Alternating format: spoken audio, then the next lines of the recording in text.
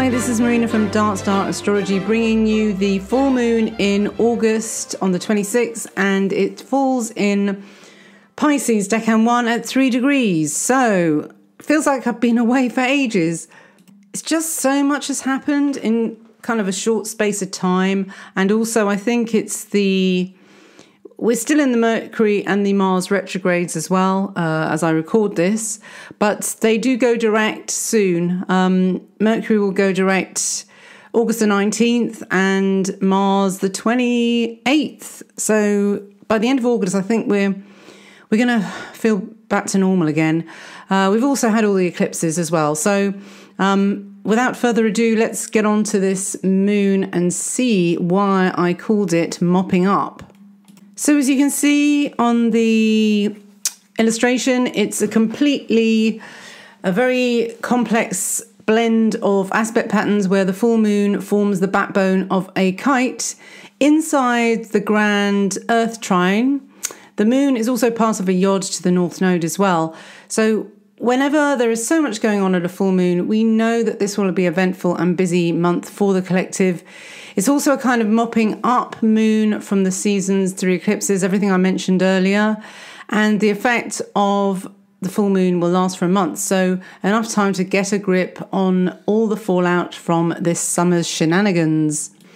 The school holidays are coming to a close too, and it's the time of year for tying up loose ends in preparation for the new semester.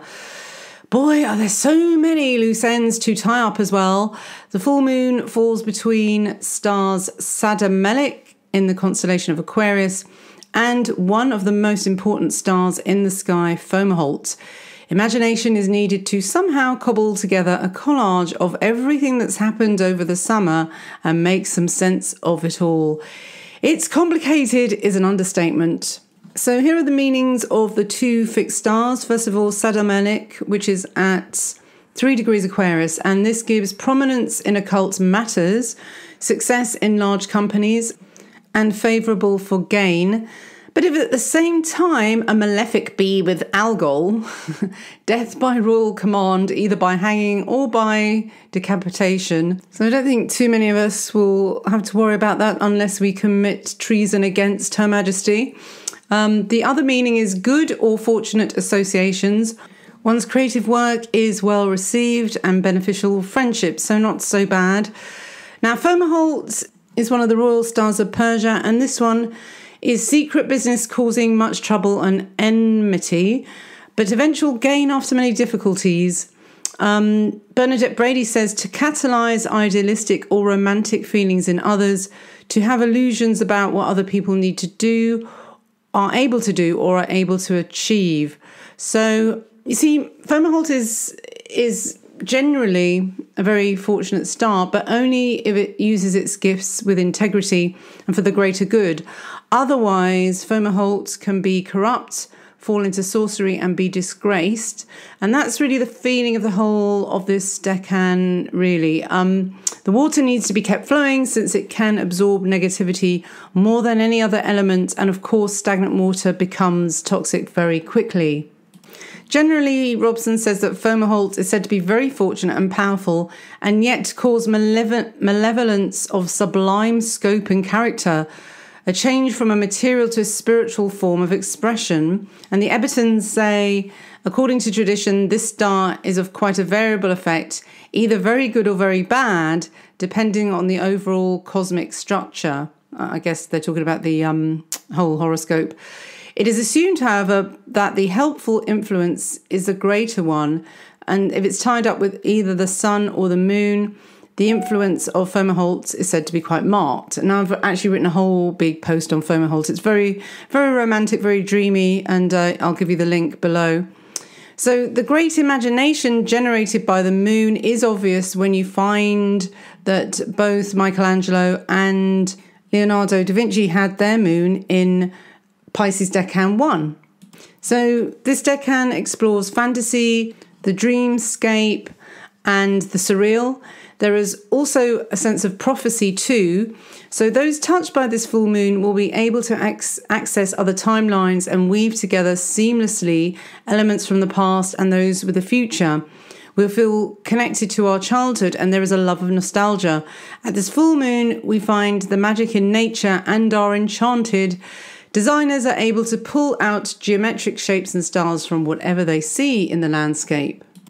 So the tarot card that's associated with this decan, and therefore the full moon, is the Eight of Cups.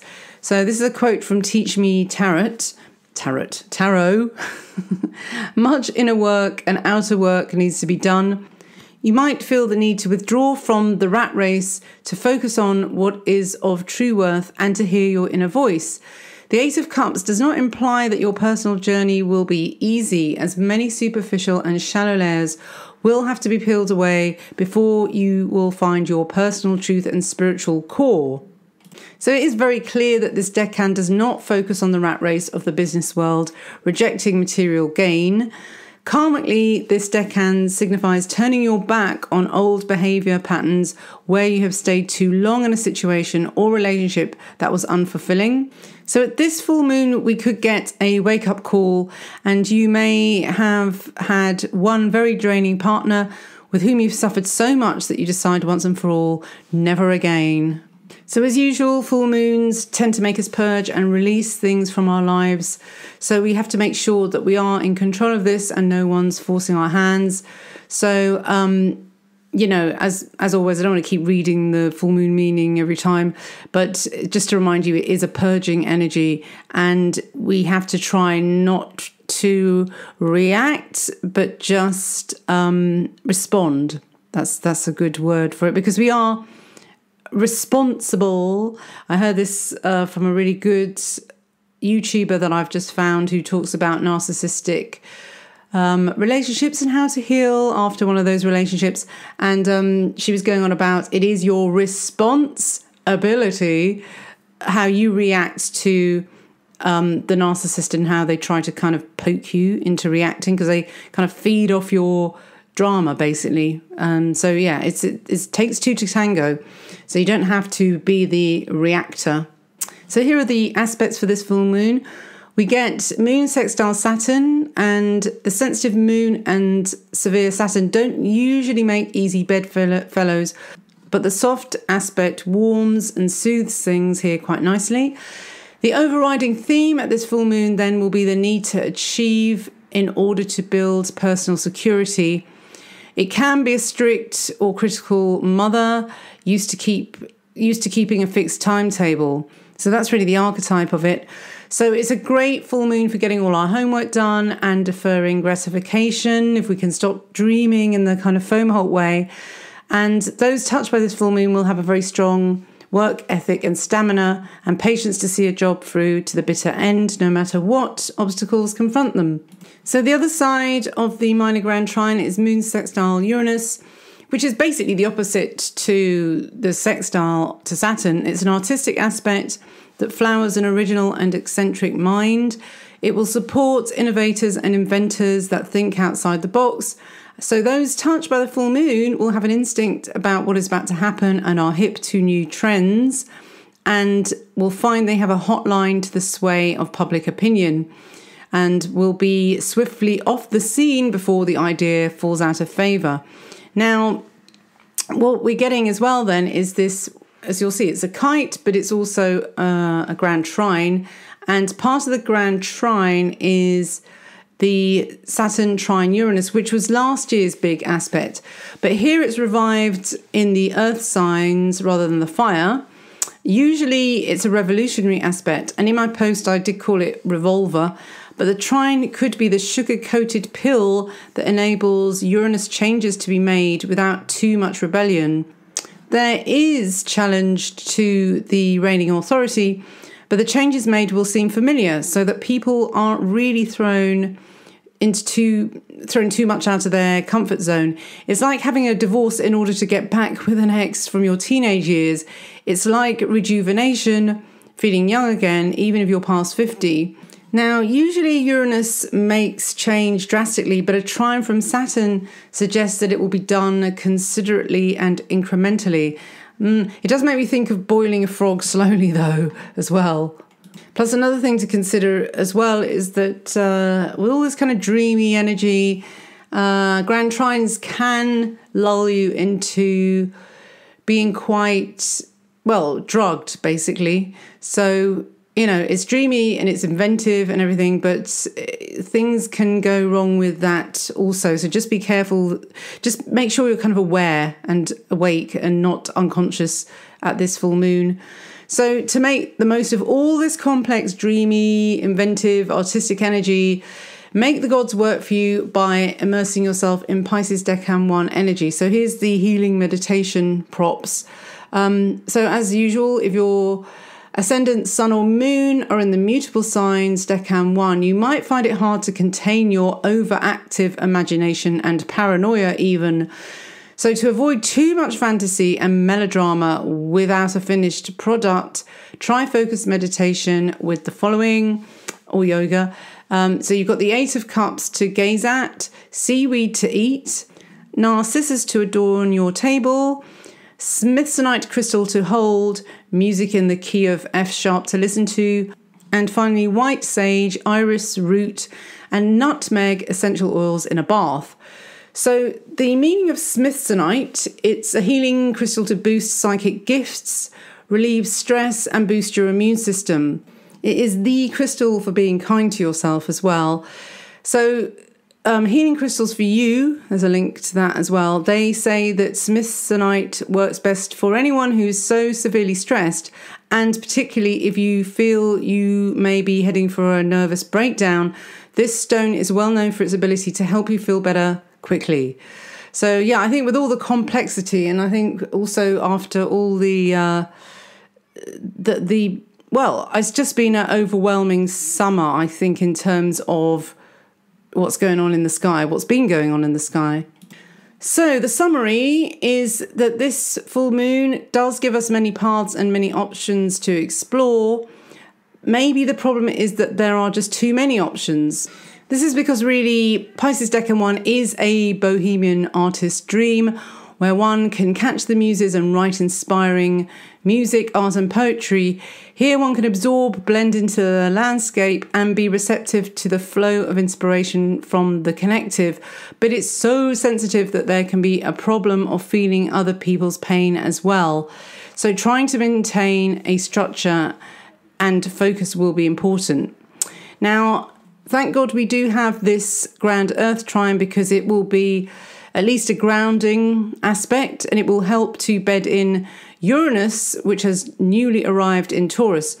However, Uranus is currently retrograde and heading back to re-enter the last degrees of Aries once more. It certainly feels like there are a good few loose ends to tie up. So those touched by this full moon might be surprised to see just how much mangled up bits of old wool there are in whatever project or relationship had been reopened up for inspection. Now, once the mess has been sorted out, though, you should find you have a lovely set of unsullied colours to create something totally new from the old, just like Saturn trine Uranus does best. So, I don't know what I'm going to talk about today. It's been so long since the last moon that, I got on a sort of train of thought on the alcoholism and Neptune, didn't I, and boundaries. But since then, I have gone through this Mars retrograde, and I kind of wish I'd done a post on it now or done a video on it. I mean, I did a post on the meaning of Mars retrograde in general, but not what it actually meant in terms of the decans that it was going through and in more detail of what this particular Mars retrograde was about. But I noticed, oh my God, so many synastries that I was doing this summer were old flames, people coming back from the past.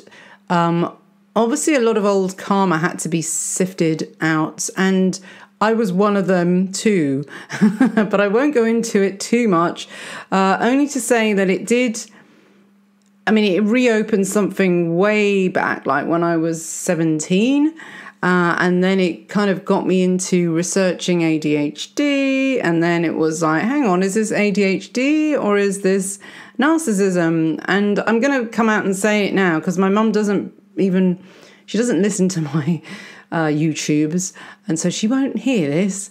Well, she's a narcissist. I mean, she is. And I kind of thought she wasn't that bad, but then because I had to revisit it and read all the symptoms again, I thought, oh my God, yes. So, and one of the main things about narcissists is that one of her traits is that she cannot listen to anybody talk about themselves or anything for longer than about a sentence. So, and then it's always turns it back to her and whatever. But she was asking about what's going on with these eclipses, 'cause she's into astrology a little bit. She goes, oh, I'm really sensitive to the moon. I'm feeling really, I don't know what's going on. So I said, oh, well, listen to, I think it was the last eclipse, the one in Aquarius. I said, I've done a YouTube on it. I said, it's not too complicated because I never understand your stuff. It's all very technical. I said, well, yeah, the second half isn't so much. And then he sent me a reply saying, it's very long, isn't it? It's very long. And I went, yeah, well, how did you learn all this? Anyway. It just makes me laugh. But this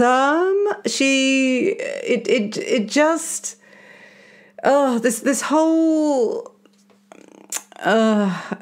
old flame relationship thing that went on over the summer for me just really opened the can of worms to do with my mother, because really this person was very, very similar to her. And at first I thought it was ADHD. And then it made me think, well, what is the difference between ADHD and narcissism? Because some of the symptoms are very, very similar in the sort of the lack of empathy thing, and also the difficulties of ADHD people to sort of put themselves in other people's shoes. Now, when I was reading the ADHD symptoms, I thought, hang on a minute, this is me.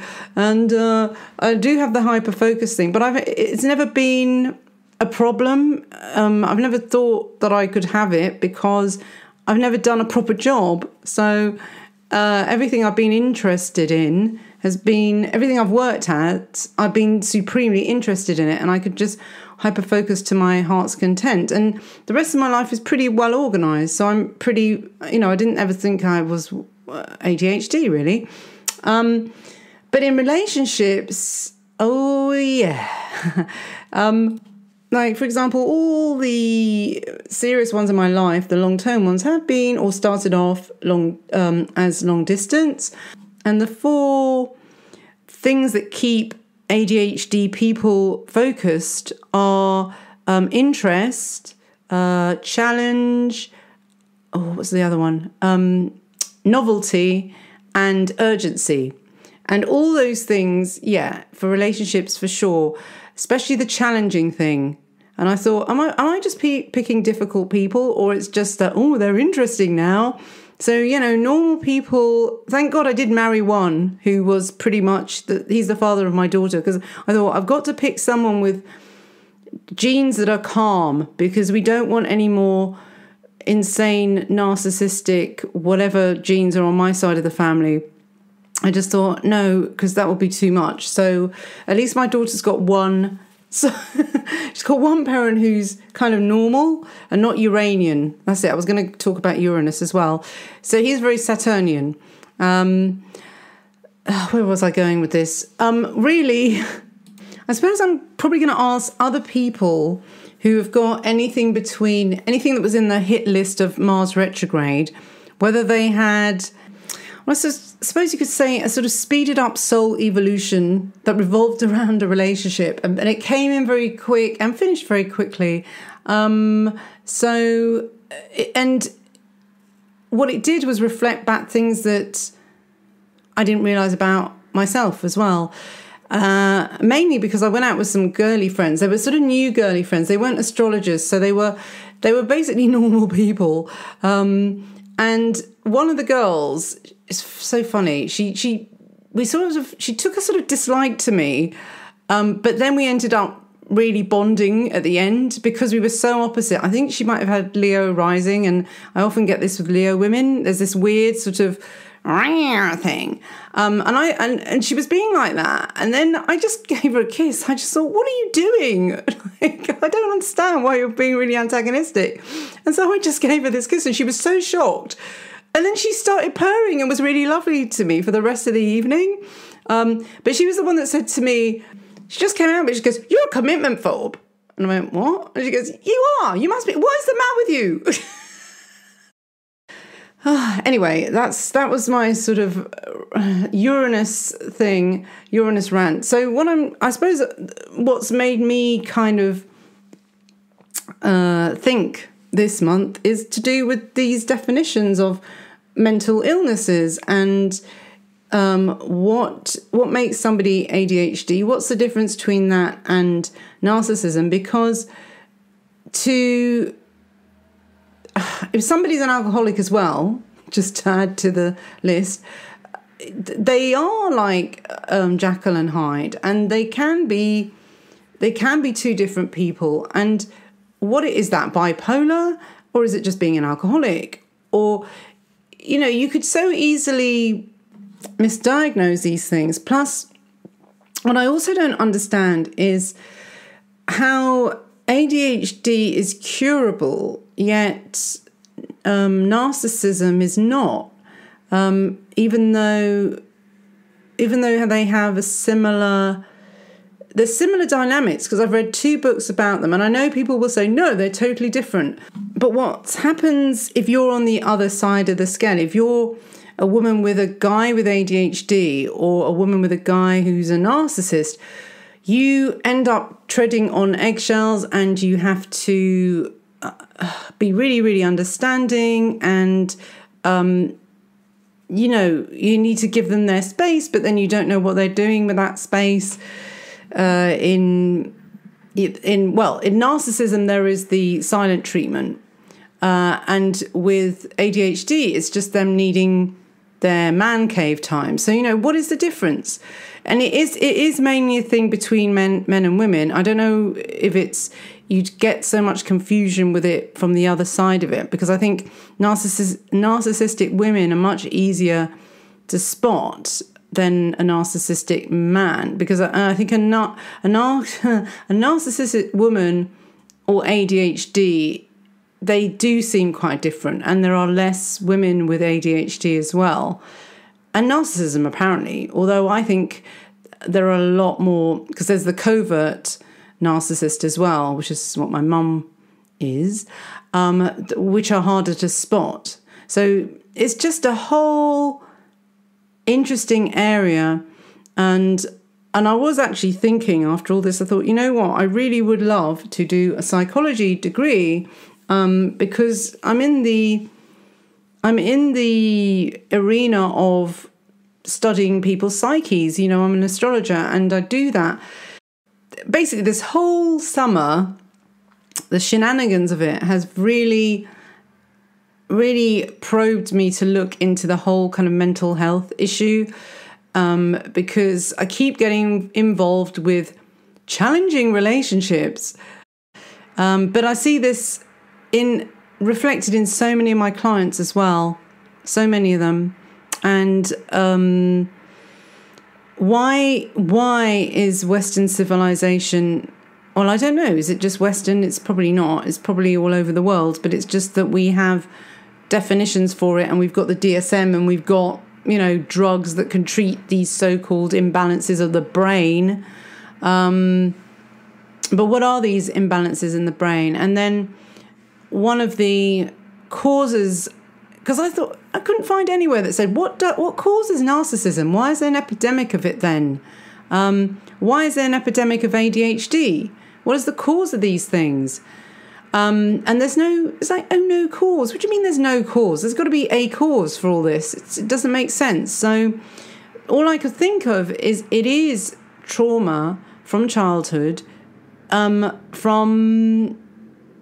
know the particular individuals who have had narcissism around me have had very, very difficult childhoods, like abandonment at the age of 9, or a violent alcoholic father, all these kind of things. I've seen all that, or been brought up or being brought up by a narcissistic mother, does it make you have ADHD as well? Is that a coping strategy also?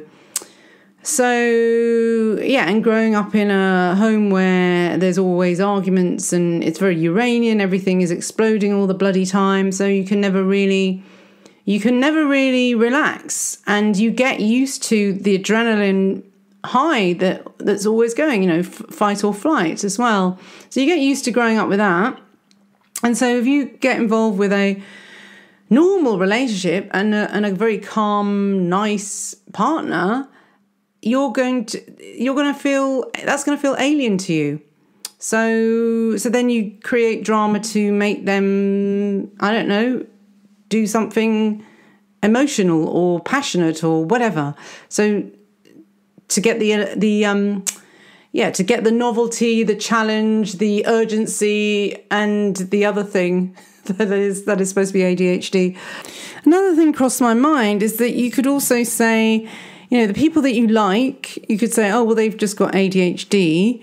And the people you don't like, oh, they're a narcissist. I mean, how can you really be sure? And are you just, it's very convenient to label someone that because then it takes the responsibility of the failure of the relationship off you and onto them. But what was very useful in this book, and it did make me think, is that she said your health starts to suffer and your body starts speaking to you very strongly because it is more intelligent than your brain. And all I know is that I was getting very similar feelings to how I was reacting physically to my mother. So yeah, sorry if this has been a little bit of a personal one. It's just that I didn't really know what to talk about politically, and it's been a roller coaster for me in the last 3 weeks, and I wanted to kind of get it off my chest. And also, I just have noticed around me the same things happening with other people. And was it Mars retrograde? Now, what I'm hoping for myself and for others who are going through this is that, and I've said to some of my clients as well, is that after Mars goes direct on the 27th, I think it is. Hang on, let's check. Yeah, it's the 28th. It'll be like coming out of the underworld, really. But you have to remember that there's also a shadow period as well. And so it will be going over the same degrees that it went retrograde over. So let's have a look when that is.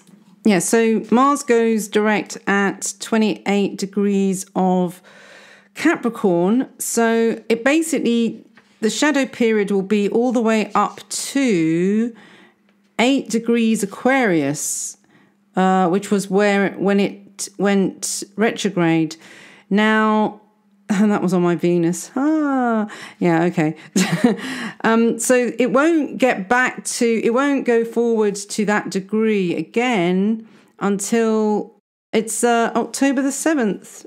And so that will be really when everything is really wrapped up, because you have to, I think, with these very long retrogrades with Mars, because it's a longer one than Mercury, it is like a Pluto transit almost, and it is transformation, and it is Phoenix from the flames. So you're not really out of the flames until the 8th of October. Now, another thing as well, they say not to start a sexual relationship while Mars is in retrograde. And I think that may include the shadow period as well. Because again, some of the relationships that I saw starting during this Mars retrograde, they happened actually a little bit before. So technically Mars wasn't retrograde then, but I don't know whether these, again, we have to see whether these will stay or they will fizzle out when it goes direct again, or it's out of the shadow. So let's see when it actually hits the retrograde zone in the beginning. Okay, the 11th of May, was when Mars first hit 28 degrees of Capricorn. So anyone who started a relationship in around May time, how are you doing? Want to know how it's going? Was it with somebody who came from the past? Or was it an old flame burning? Is it continuing to burn, or is it burning out? And this moon happens to fall a few days before it goes direct, and Mars is really slowing down. It's really, really slow, because from the 21st, 20th. From the 20th, it's still on 28 degrees, and it's just slowing. It's on 28 degrees for like a week, and then it goes slowly forward again. So, yeah, Mars will be at 28 degrees Capricorn until the 4th of September. So it really is slow. It's very rich and slow.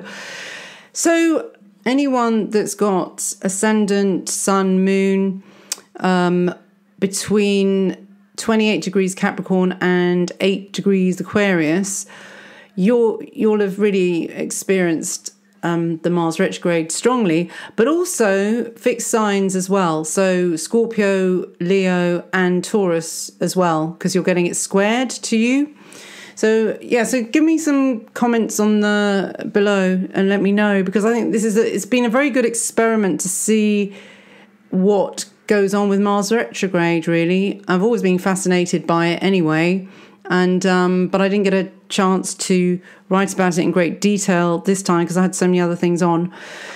So that's it, really. That brings me to the end. And one thing that I have done at the moment now is I have finally completed sort of the first stage of the decans. Half of them are finished completely, and the other half are up to. I've done the Sun, Moon, Ascendant, and Midheaven for them, and now I'm just filling in the extra personal planets. So that's Mercury, Venus, and Mars, and just adding them on slowly. But they're all up there with the tarot card meanings as well, and the new artwork too. So come and explore Darkstar Astrology, and I shall see you in a week or so for the next new moon in September. All the best then. Bye-bye.